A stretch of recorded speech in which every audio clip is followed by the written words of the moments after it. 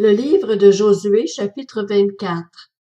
Josué rassembla toutes les tribus d'Israël à Sichem et convoqua les anciens d'Israël, ses chefs, ses juges et ses officiers.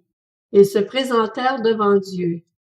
Josué s'adressa à tout le peuple. Voici ce que dit l'Éternel, le Dieu d'Israël. Vos ancêtres, notamment Térak, père d'Abraham et de Nachor, habitaient autrefois de l'autre côté de l'Euphrate et servaient d'autres dieux. J'ai pris votre ancêtre, Abraham, de l'autre côté de l'Euphrate, et je lui ai fait parcourir tout le pays de Canaan. J'ai multiplié sa descendance, et je lui ai donné Isaac. J'ai donné à Isaac, Jacob et Ésaü. J'ai donné la région montagneuse de Séhir en propriété à Ésaü, tandis que Jacob et ses fils sont descendus en Égypte. J'ai envoyé Moïse et Aaron, et j'ai frappé l'Égypte par les prodiges que j'ai réalisés au milieu d'elle, puis je vous en ai fait sortir. J'ai fait sortir vos pères d'Égypte, et vous êtes arrivés à la mer. Les Égyptiens poursuivaient vos pères jusqu'à la mer des roseaux, avec des chars et des cavaliers. Vos pères ont alors crié à l'Éternel, et l'Éternel a mis des ténèbres entre vous et les Égyptiens. Il a ramené la mer sur eux, et elle les a recouverts. Vos yeux ont vu ce que j'ai fait aux Égyptiens. Puis vous êtes restés longtemps dans le désert. Je vous ai conduits dans le pays des Amoréens, qui habitaient de l'autre côté du Jourdain, et ils ont combattu contre vous. Je les ai livrés entre vos mains. Vous avez pris possession de leur pays, et je les ai détruits devant vous. Balak, fils de Tsippor, le roi de Moab, s'est levé et a combattu Israël. Il a fait venir Balaam, fils de Beor, pour qu'il vous maudisse, mais je n'ai pas voulu écouter Balaam. Il vous a béni et je vous ai délivré de Balak. Vous avez passé le Jourdain et vous êtes arrivés à Jéricho. Les habitants de Jéricho ont combattu contre vous, tout comme les Amoréens, les Phéréziens, les Cananéens, les Hittites, les Girgasiens, les Éviens et les Jébusiens. Je les ai livrés entre vos mains et j'ai envoyé devant vous les frelons qui les ont chassés loin de vous, comme les 2 rois des Amoréens. Cela ne s'est pas passé grâce à ton épée ou à ton arc. Je vous ai donné un pays que vous n'aviez pas cultivé, des villes que vous n'aviez pas construites et que vous habitez, des vignes et des oliviers que vous n'aviez pas plantés et qui vous servent de nourriture. Maintenant, craignez l'Éternel et servez-le avec intégrité et fidélité.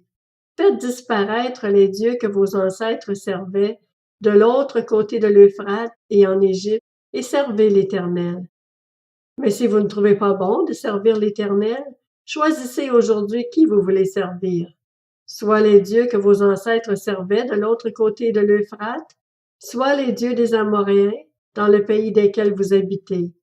Quant à ma famille et moi, nous servirons l'Éternel. Le peuple répondit, nous n'avons certainement pas la pensée d'abandonner l'Éternel et de servir d'autres dieux. En effet, c'est l'Éternel qui est notre Dieu.